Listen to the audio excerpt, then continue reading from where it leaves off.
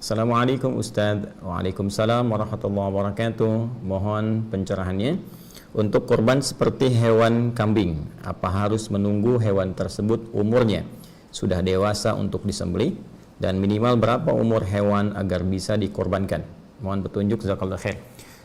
Petunjuk kita mohonkan kepada Allah Subhanahu wa taala. Dari situ kemudian kita lacak pada keterangan Rasulullah SAW yang menyampaikan secara detail pesan-pesan dan petunjuk Allah Subhanahu wa taala yang diteruskan untuk sampai kepada kita hamba-hamba Allah dan umat Nabi Muhammad SAW. Untuk melacak keterangan Nabi SAW, kita kembali kepada kitab-kitab hadis yang merangkum keterangan Rasulullah yang bisa kita akses. Di antara pertanyaan Anda ini kita bisa temukan di antaranya dalam hadis riwayat Muslim nomor hadis 1963. Ya, riwayatnya bersumber dari sahabat Jabir radhiyallahu taala anhu, anin Nabi sallallahu alaihi wasallam, dari Nabi sallallahu alaihi wasallam qala, beliau bersabda, la tadhbahu illa musinnatan. Janganlah kalian menyembelih hewan, ya. Ini dalam konteks yang khusus untuk berkurban. Ya, illa musinnatan, kecuali hewan itu sudah cukup umurnya. Ya, cukup usianya. Baik, jadi ini keterangan yang pertama yang bersumber dari Nabi SAW.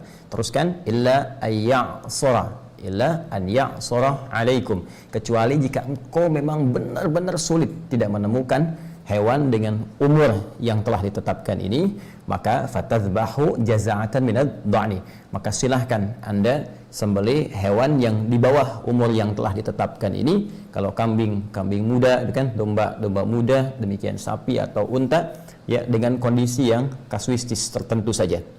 Baik, sekarang pertanyaannya, berapa batasan umur yang ditetapkan ini?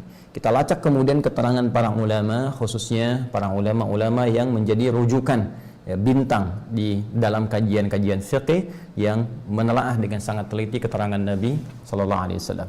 Menurut para ulama, ini dibagi ke dalam 3 bagian. Jadi ada hewan jenis kambing dan domba, ada hewan seperti sapi dan kerbau, ada hewan unta.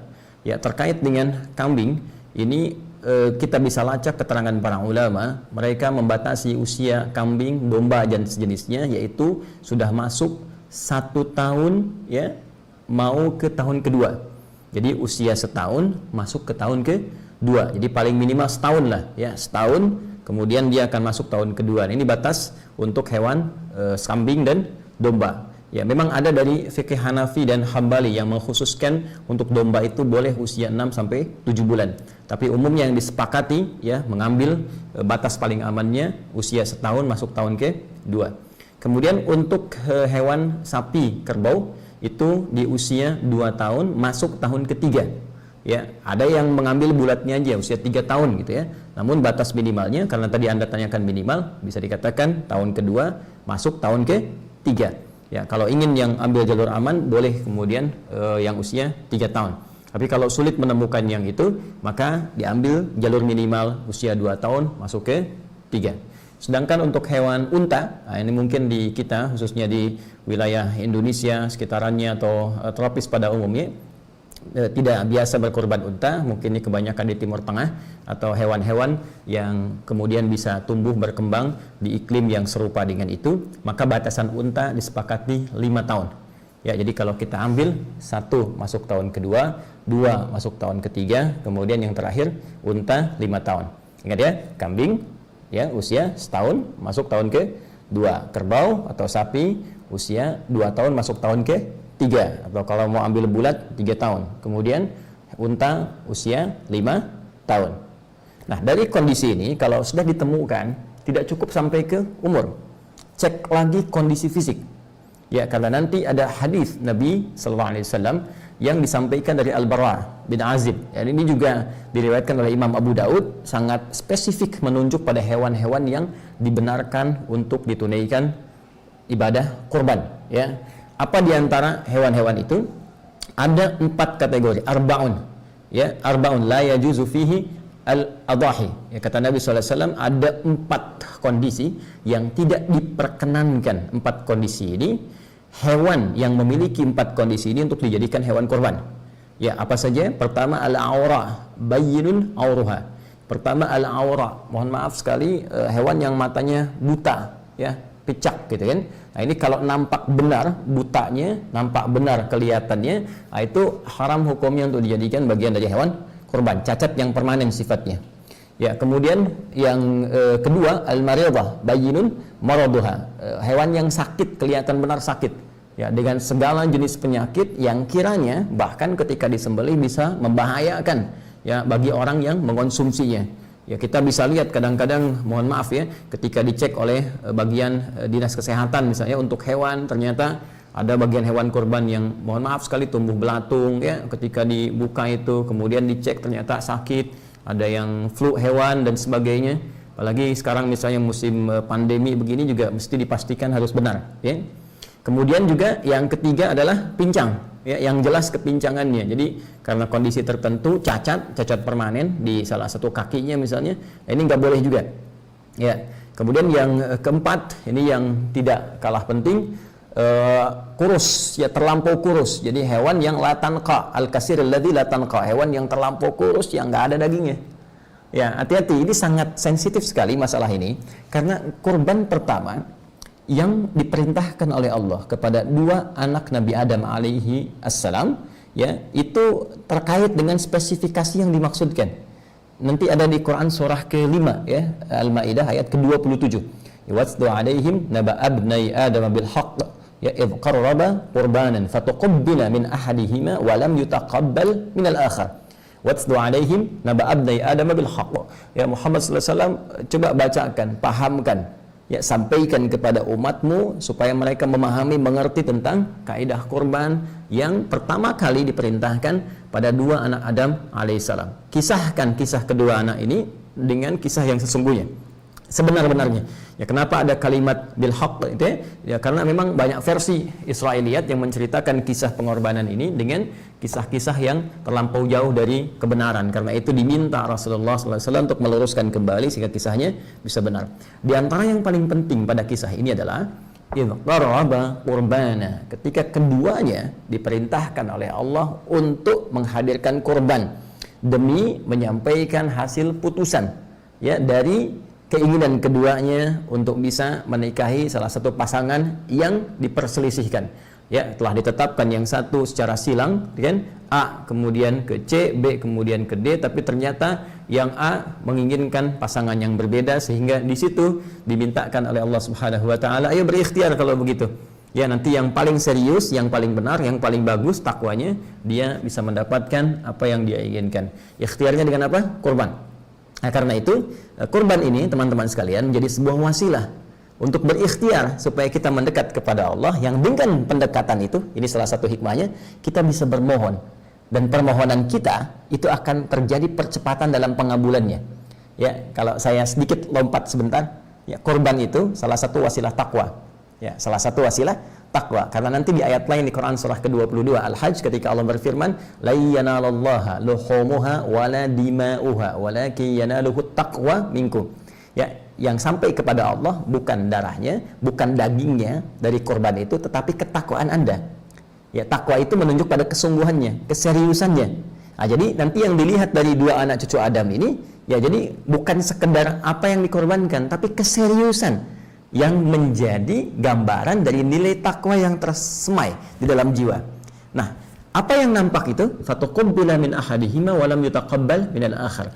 Maka dari ciri takwa ini kelihatan, satu kata Allah diterima, yang benar-benar menghadirkan nilai takwa ketika berkorban, yang satu lagi ditolak.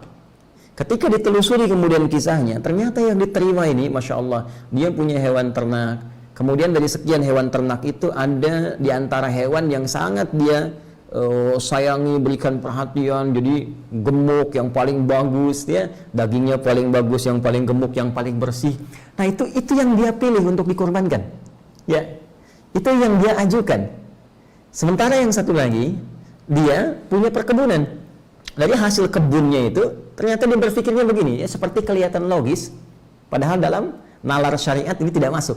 Ya, seperti kelihatan logis dalam akal pikiran, padahal dalam nalar syariat ini tidak masuk. Jadi dia berprinsip begini, sudahlah, ini kan yang bagus-bagus dari hasil kebun, saya aja yang makan. Toh Allah nggak akan makan ini, jadi saya kasih yang jelek-jeleknya aja. Dia korbankan yang jeleknya, ya, dengan asumsi bahwa Allah nggak makan, Allah nggak minum, Allah nggak butuh ini. Yang butuh penting gitu kan, saya korban.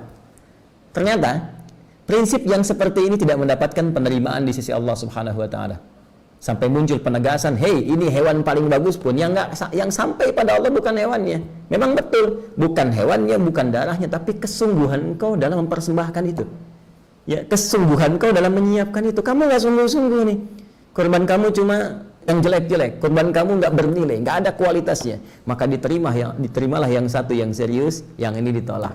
Dari sinilah kemudian muncul syariat kemudian sampai kepada kita untuk menunjukkan kesungguhan dalam berkorban. Jadi jangan sampai begini, cari yang biasa-biasa, apalagi punya aib yang 4 tadi, ya. Karena ini murah misalnya, ambil. Ini yang pincang aja, harganya diskon 50%. Nah, itu nggak bisa. Ya, maka orang-orang yang berkorban dari hasil-hasil yang tidak baik, maka sudah pasti tidak akan mendapatkan penerimaan dan tempat di sisi Allah Subhanahu wa taala. Termasuk dikiaskan kepada harta yang dibelanjakan untuk korbannya. Ini juga menjadi penting. Ya, awas, hati-hati, uang hasil korupsi nggak boleh pakai kurban. Ya, uang hasil rampokan, uang hasil pencurian, hasil riba, hati-hati. Ya, nah, jadi ambil yang paling halal yang bisa Anda persembahkan untuk kurban itu. Itu yang akan dilihat oleh Allah Subhanahu wa taala. Jika itu terjadi, nabung, masya Allah, ya.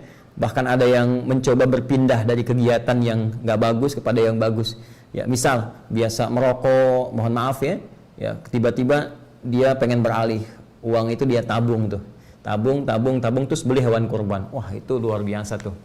Ya, itu luar biasa. Nah, apalagi dari Anda nabung yang paling halal, paling baik, ya, alih-alih beli dunia, Anda belikan hewan kurban. Kemudian di situ, ketika disembelih, Anda berdoa. Masih ingat tadi? Yang dilihat takwanya. Ketika takwa itu muncul, perhatikan Quran surah kelima Al-Maidah ayat 35. Ya ayyuhalladzina amanu ittaqullah wabtaghu ilaihil wasilah. Hei orang-orang beriman, tingkatkan takwamu kepada Allah dan jadikan peningkatan takwa itu sebagai wasilah untuk mencari apa-apa yang engkau ingin harapkan. Jadi ketika itu sudah selesai kurban, langsung berdoa. Minta sama Allah. Barangkali dari sekian hal yang belum Anda dapatkan itu, inilah momentumnya untuk mempercepat pengabulan doa yang Anda lama telah ingin sampaikan. Nah, jadi itu dari segi umur, kemudian dari segi fisik. Dan untuk fisik saya sempurnakan dulu. Jadi ada yang dibenarkan, boleh. Itu yang sempurna, hilang dari cacat, bagus dan sejenisnya. Kemudian yang kedua yang makruh, ya, ada yang hewan-hewan yang dimakruhkan seperti cacat-cacat ringan. Di tanduknya misalnya ada goresan, kan? Misal ada kakinya lecet yang bukan permanen tapi terlihat misalnya ada cacat, ya, walaupun sedikit itu makruh. Sementara yang haram tadi yang 4, yang jelas butanya, jelas sakitnya, kemudian jelas pincangnya, permanen, kemudian kurus, tidak berdaging. Nah, untuk itu sekarang persoalannya, anggarannya ada berapa? Bikin kalau ingin berkurban, dari anggaran yang ada, cari hewan yang paling bagus dengan anggaran itu. Saya punya 2,5 juta Ustaz, baik, berangkat, cari 2,5 juta yang paling bagus, ya, di kualifikasi itu. Demikian seterusnya, dan semoga Allah mengabulkan ikhtiar kita, menerima ibadah kita, memaafkan kita, dan menyempurnakan seluruh apa yang kita mohonkan berada dalam nilai-nilai kebaikan. Adi Hidayat, subhanakallahumma wa bihamdika, asyhadu an la ilaha illa anta astaghfiruka wa atubu ilaik. Assalamualaikum warahmatullahi wabarakatuh.